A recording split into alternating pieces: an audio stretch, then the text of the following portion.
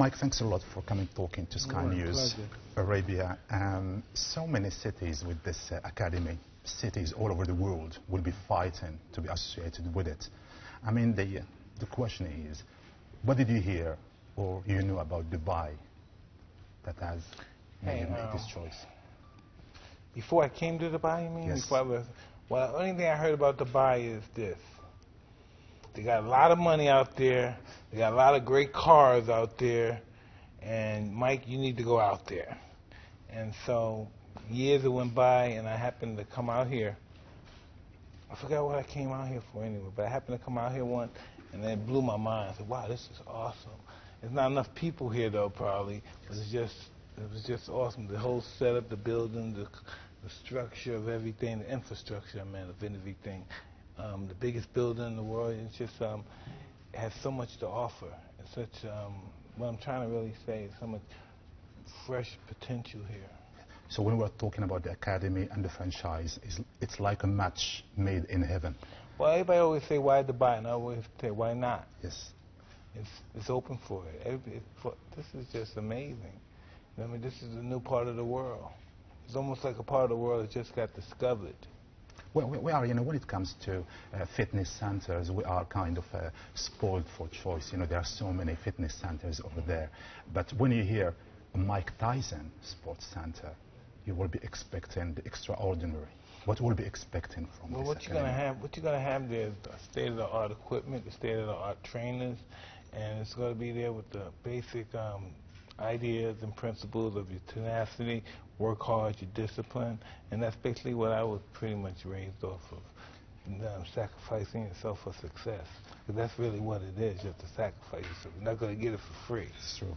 So you are a boxer still at heart. And well, listen, all of the necessarily requirements that you use to be a boxer, you're going to have to use them in life. True.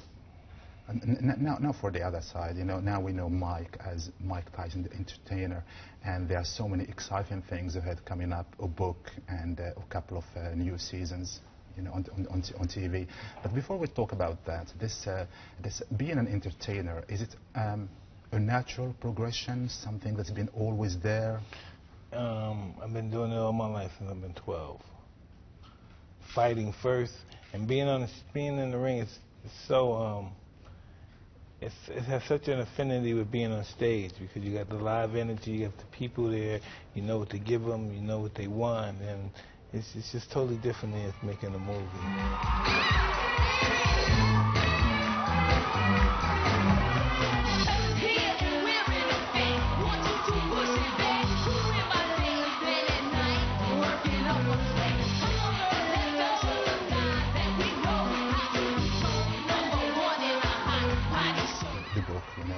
So much has been written and said about, Mike Tyson. We love, kind of reading about your career and life. Now there's a new book coming out, The Iron Ambition. People are saying that that's the top. It can get any better than that book. What can we expect from this book? Just talking about my experience with my mentor, Customato, and then when you read the book, you understand why I was successful, because I was constantly trained all day. That's all we did. Is train, ran, train. That's all we did. How do you find time to manage all these businesses? Busy. Well, I had people do this. Do this for me, because I had people handle. Because my main job is hanging out with my kids. I raise my kids with my wife, and so that's our main objective right there. We gotta go to tennis. We gotta go to school. We gotta go to jumpy +1, and it's just a whole bunch of things. But this is something that I've had children before. But I was Mike Tyson then, and I was paying them more than I was spending time with them. See, now I have an opportunity. I have to spend time. I have to take them to school. I'm Mike Tyson, and people say, well, Mike Tyson, when I take my kids to school, it's a big, frenzy sometimes. But this is what I have to do. Because that's the question I was going to ask you, the family life, because we don't know that much about the family. We don't see you, kind of like you said, taking kids to school. So all what we know is just, Mike. So listen, I have 8 children from 6 to 27. They all go to school, most of them. Do you miss boxing? No. The best thing in my life that ever happened is that I retired. Now, I want just to have to take your view on the heavyweight division now. What's your view on it? Well, it's good now because they have Anthony Joshua. Now it's good. Is he that good? Well, I don't know if he's that good, but he's that explosive where he's knocking guys out and he's looking good doing it. You know, and he proved that he could take a good punch. He got off the floor against Klitschko and came back to knock him out. And I see good things for him if he keep his head straight and don't get in any trouble, any controversy. And we go back to the academy here. Do you see any? Have you heard or seen any potential here in the area? I'm not talking just about the Emirates, but the whole Middle East to have. Well, listen, because we haven't had one. A lot of times, I don't know. Sometimes you guys have world champions that are Middle Eastern descent. Yes.